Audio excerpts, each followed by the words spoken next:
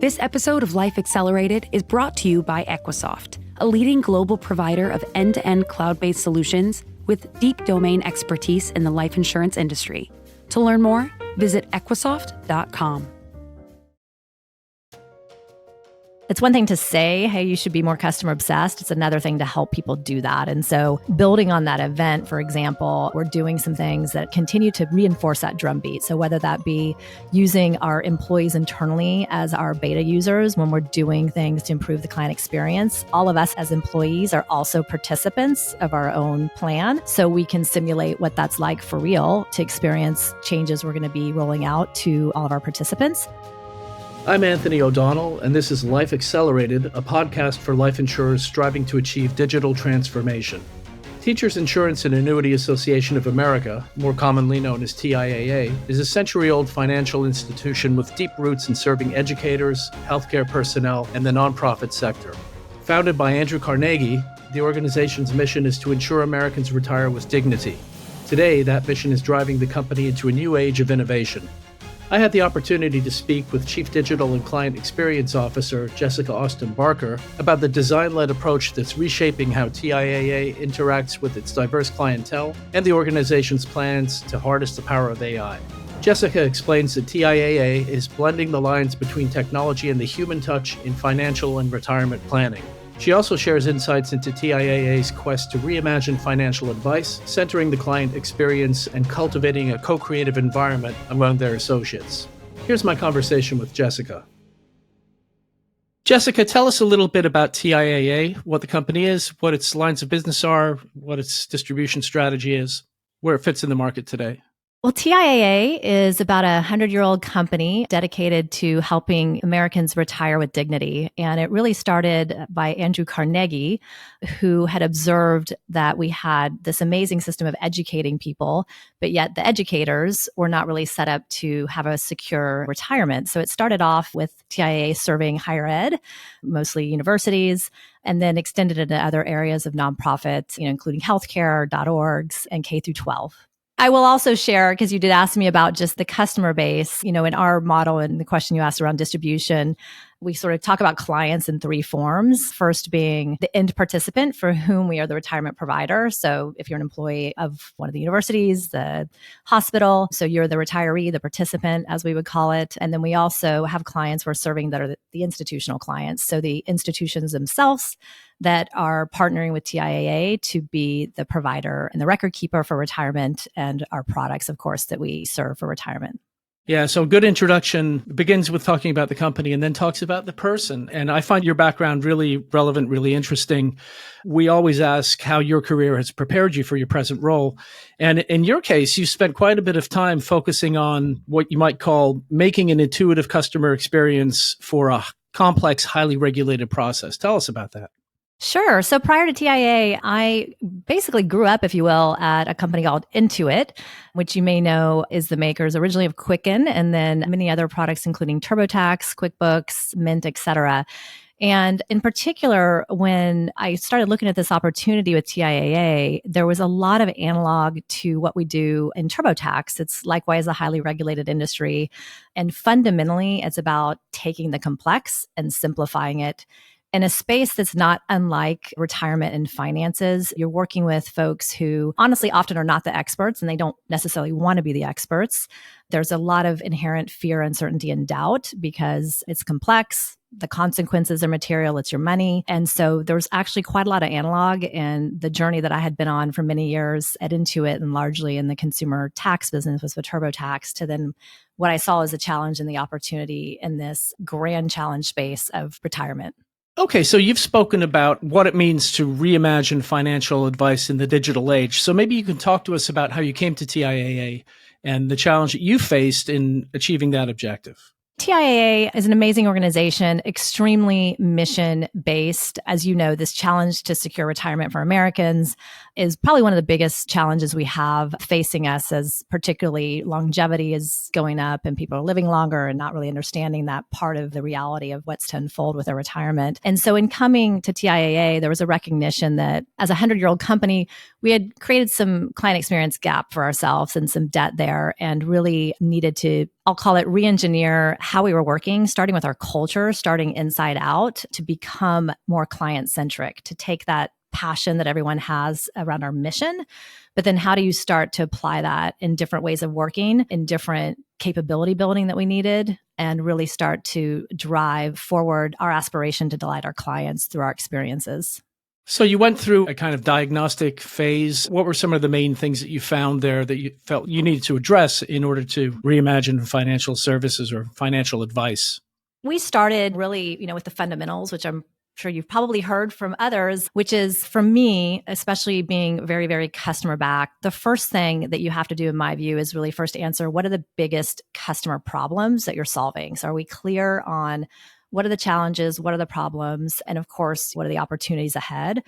So really getting organized around that, as I mentioned, across our different client audiences. So declaring that, which then allows you to really think about how you organize end to end around those customer problem sets. So you can create a culture and an organization where you can allow people to fall in love with the problem and really sort of start to live it viscerally day in and day out, with autonomy of those teams to go solve those problems. And so that was the aspiration, is let's get really clear on the problem. Let's organize everyone around that. And then let's start looking at what are the capabilities that we need that we just don't have today to solve those problems. Fundamentally, that was sort of the framework that I looked at everything through. Yeah, so it seems that you're telling a story of a company that was extremely mission focused, but you had to kind of reorient the mission towards a different kind of goal. Maybe you could elaborate a little bit more about the organizational change that happens when you're reorienting to the customer. Yeah, I'll start with, for me, again, there's a bit of the how do you win the hands, the hearts, the minds. So one of the things that we noticed is we did not have, I'll call it, the kind of rigor and the repeatability around getting really, really close to the customer. So everything from then realizing we need to re-engineer some of the operating rhythm that we have, just like you create focus on financials, you create focus on risk, you create focus on operations, also creating that discipline and focus on the customer. So for example, we had our first ever company-wide immersive client experience event we called Client Forward. And we physically deployed this at all of our sites and created a very immersive experience where we took employees through in groups of 25, almost like a museum tour curated type event, where they were getting to know all of our different client types, going through all the client experiences, seeing a vision of the future, and really enrolling them and how they could be part of this change. And so that's an example of something that we put in place to inspire and activate our organization, and maybe those furthest from the customer, if you will, to start to see what they could do differently in their day-to-day to help us drive forward this client experience improvement.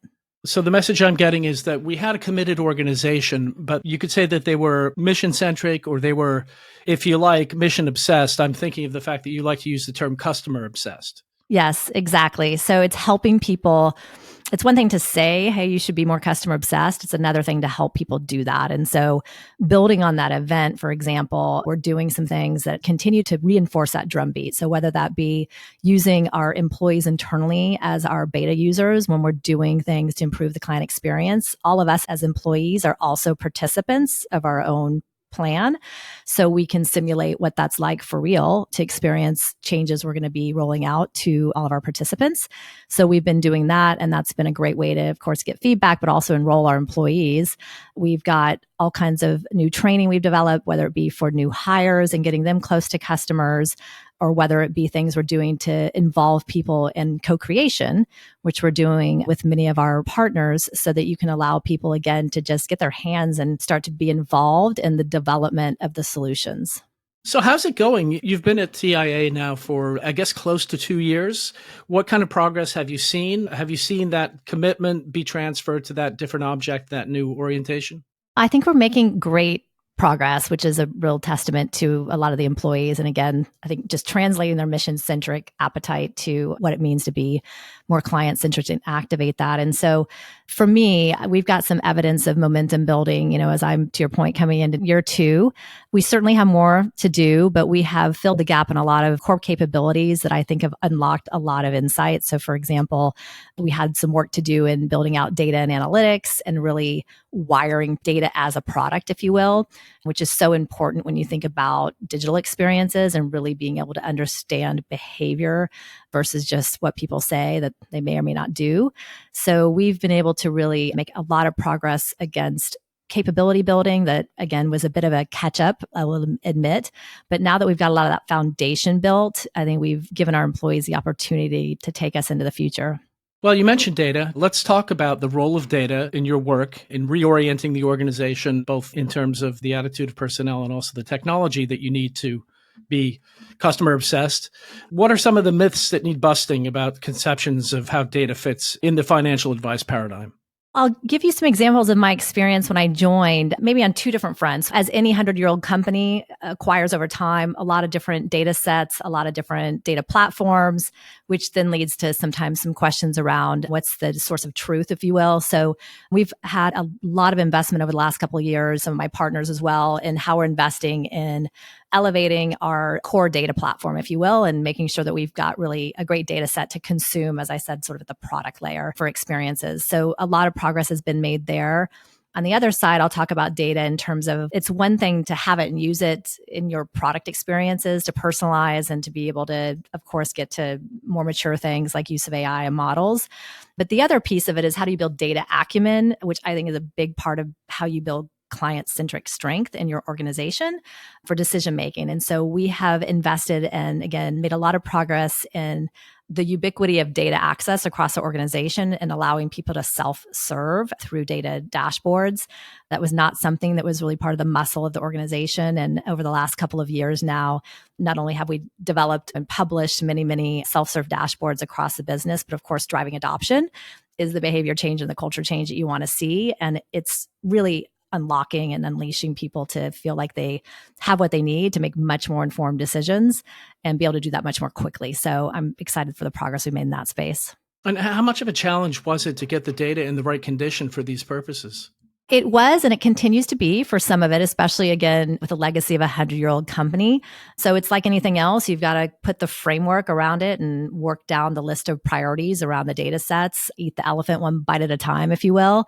So it'll be, a continued effort. And then you're really never done because you've got to maintain and, of course, keep this quality data source ongoing. I think the other interesting maybe myth and thing that I had to uncover coming into this industry, being insurance, being a business to business model, if you will, there were also, I call it well-intended, but legacy perspectives around our ability to use and get data from our institutional clients on behalf of the experience that we're providing, of course, for their employees, the participants. And there was some pretty strongly held conviction that these institutions just will never give us data. They don't want to give us data. They want to make sure it's secure on behalf of their employees, which on the surface, of course, sounds okay. And then if you imagine walking away from the conversation and leaving it there, the implication, of course, is we can't personalize experiences. We really are 2 hands tied behind our back in terms of being able to advise someone of how they're doing against their retirement goals and their progress against that. So I share this to say one of the big things that's had to happen is a bit of questioning some of the truths that were held prior. Because interestingly, we found out as we started to really push on that and started to have conversations with our institutional partners, that wasn't the case. And of course, there was expectations around how we secure the data, the use of the data, all of those things you would expect. But when you talk about the benefit that you can deliver, when you actually have personalized insights and data-based experiences, which of course, you expect these days, I expect, it's just what we have, then it's a win-win. You reshape the conversation. So I think that has been a big area of focus of kind of re-questioning and re-examining how the world's changed and how maybe perspectives of old would have moved forward at this point. Yeah. So what you've done is you've reshaped your partnerships with your customers, right? Just like you had to reorient internally to deliver that customer obsession, whatever you'd like to call it, that customer centricity, you also had to reorient your partners to buy into and participate with you as partners in that endeavor. And it meant a greater deal of intimacy than they were accustomed to. Yeah. And interestingly, maybe we've even had a recent conversation around. So I think that was part of it. And the beauty of the business that we happen to be in at TIAA and working on allowing people to live with a secure retirement. I think the beautiful part I love about it is it's completely synchronized with what it is that their employer is setting out to do. So again, it's a win-win. We're all serving the same outcome. It makes these conversations, I think, much easier. And when you can just demonstrate the benefit from the customer's perspective, the end customer, everybody quickly aligns. All right. So I would have had to brought up this topic one way or another. Many of the things that you've been talking about, including things like decision automation, make it even more relevant. How does AI fit in with your initiatives? We are embarking, of course, on being an AI first company. We are relatively early on our journey, but that being said, have a few really core principles. We've got a very strong AI policy that we established to ensure that we're approaching this responsibly, again, especially as a regulated organization in the context that we're in. It's very important. So while we want to work fast and drive innovation in this space, we've got to be very responsible. So this responsible use policy was set out. We have initially focused, I'd say, over the last couple of years on applying AI internally, first and foremost to, I know what many organizations are doing, but how do you then use AI to help automate processes internally and really drive the quality up, drive the efficiency up? So that's been application number one. We have some use cases that we've applied to AI as we've started to embark more on the customer experience. And again, that's going to be the place that we'll, of course, leverage it to accelerate. But we'll have to do that with judiciously and really intentionality, particularly when you think about the space of advice.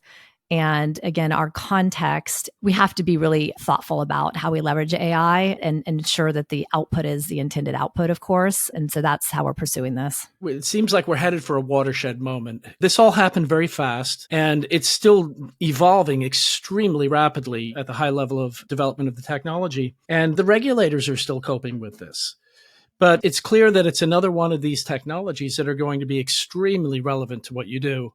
I would imagine, and I guess what I'm asking you is how you feel like you're getting to a point, and it's hard to say precisely when it's going to come, where this is going to become pretty normal, even as it continues to evolve.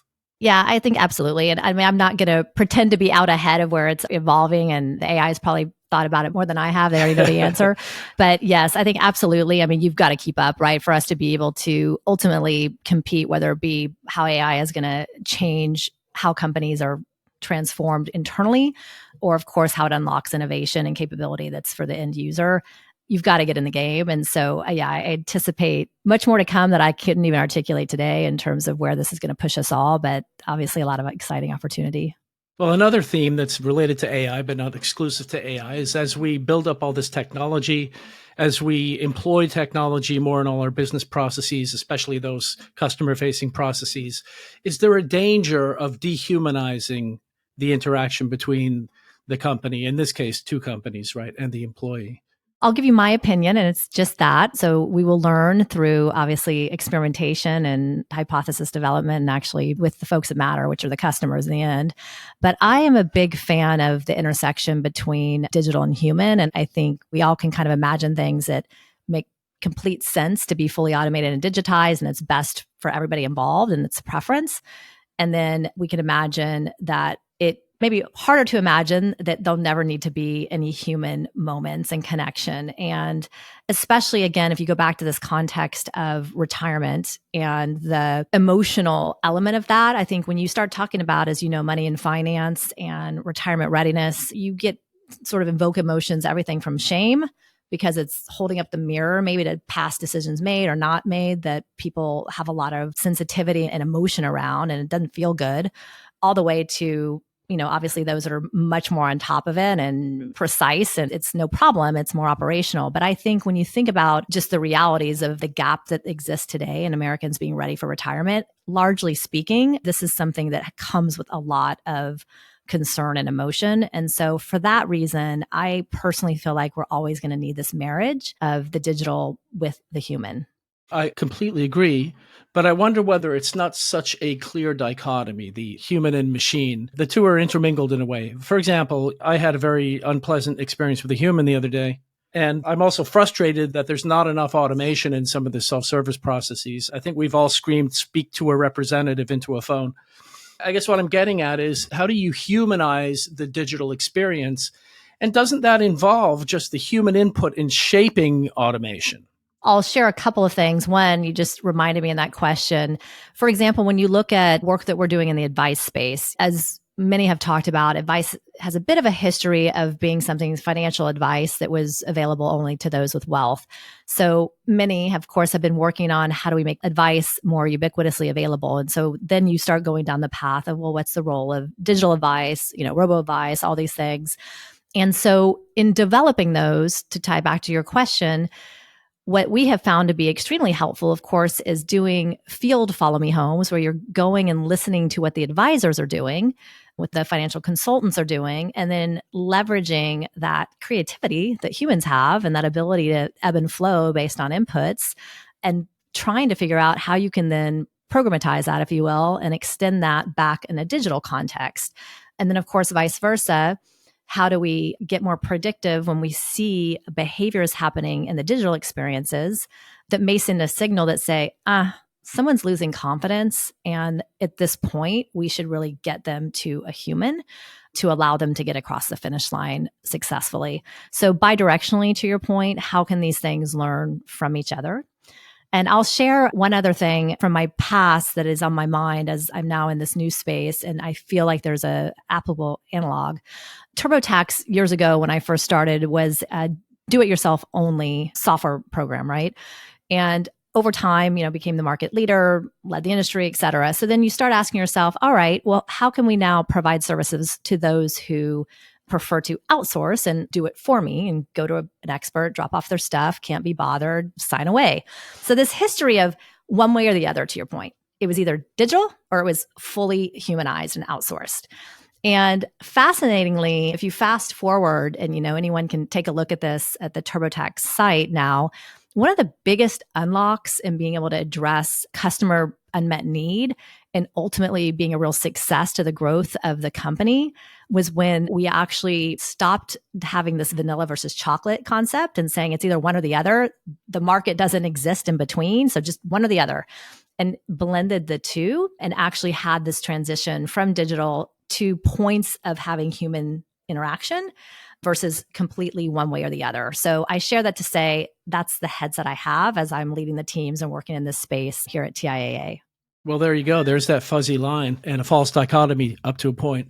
This is a good segue into another topic I wanted to address with you. I know that you're a great believer in design, and perhaps we've reached a point where we need to think about design more just because we have the capability to introduce design into a lot of processes. What are your thoughts on that? Other than the fact that I just love hanging out with designers, I find them to be fascinating people. I think that design, I don't know how you create amazing client experiences without being design-led. And design-led, just to clarify, I think sometimes people hear that and they think, oh, it's only the designers. It's absolutely not. It's a practice that involves multidisciplines to contributing to the process. But fundamentally, I think the almost tying about what we've been talking about, which is the role of humans, without great design-led approach, often you end up creating a really transactional experience. Again, well-intended, but often what happens otherwise is folks who are more thinking through the operational lens, thinking through the constraint, that becomes the front-running principle for the experience versus it becoming well, wait a second, imagine what if? What if this? What is a 10x better experience you can imagine? And then let's go figure out how we move towards that. So it's just, in my mind, the design-led approach really helps minimize the constraint-based thinking and sort of the inside-out thinking, but instead really infuses the outside in. And that's where you get the unlock on innovation. So it's critically important in my view. So it's really a matter of taking a certain standpoint where you're thinking about the human experience, you're thinking about the customer, and you're taking this transaction, which has certain constraints, certain features, but you're making sure that it's humanized. But the whole point of that is because it's a human process, that to be easier or more difficult or to be more or less pleasant, you need to introduce that element. Yeah, absolutely. And as you know, there's not a one size fits all. So that's where it gets even more complex. So having the wherewithal to really think about the different audience types you're serving, the meeting them where they're at, whether that be their level of proficiency with the topic, in our case, finances and retirement, whether that be their abilities. 1 in 4 Americans has some sort of a disability. And so we are very focused on how we do inclusive and accessible design in our experiences, or whether that be people's device preference. So all of those vectors, really how we think about the considerations of that in our design. And then language being so important. And again, words matter. Language matters. The emotion you're trying to invoke, at least for me, when I think about our aspiration, which is to delight our clients, that requires not only functionally having the experience be simple, but it has to evoke an emotion. That is what delight is. So you want to leave people with an unexpected emotion, a positive one, hopefully, which is the design thinking. Yeah, especially when it is, as you discussed earlier, an emotionally charged situation where people might actually need a little bit of reinforcement or reassurance. Exactly. So the idea of leaving people with a moment of relief or a moment of surprise in a good way, or a moment of confidence or a moment of anxiety is now gone. Those are the things that we will look to see that type of voice of customer back, to know that we've not only simplified it, but we've gone beyond that and they're expressing the emotion we left them with. And that's how you build word of mouth, you build your promoters, and ultimately know that you're really solving the problem you set out to solve. Well, thank you, Jessica. It's been a pleasure having you as a guest on Life Accelerated. Thank you. Appreciate the opportunity. One of the things I found most interesting about Jessica was that during her career, she spent 2 decades focusing on creating an intuitive customer experience for a complex, highly regulated process. That experience, of course, was extremely relevant to her work in the insurance industry, and specifically at TIAA. One of the most important tasks she faced was to take the passion that associates felt for the company's mission and apply that to working toward a modern customer experience. Jessica talks about a diagnostic process to shape planning, and then the arduous work of shifting from mission-centric to mission and customer-centric. From a more purely technological standpoint, Jessica's team spent a lot of time building out data and analytics, and as she said, wiring data as a product in order to shape better digital experiences based on an understanding of a customer's behavior. Like most life insurance companies, TIAA is taking an energetic but cautious approach to AI. However, the company has established core principles and aspires to be an AI-first company. Jessica calls herself a big fan of the intersection of the digital and the human because she believes the complex and often very emotional process of preparing for retirement will benefit from an optimal combination of the two. To find out more about tackling your own digital transformation, check out equisoft.com/lifeaccelerated.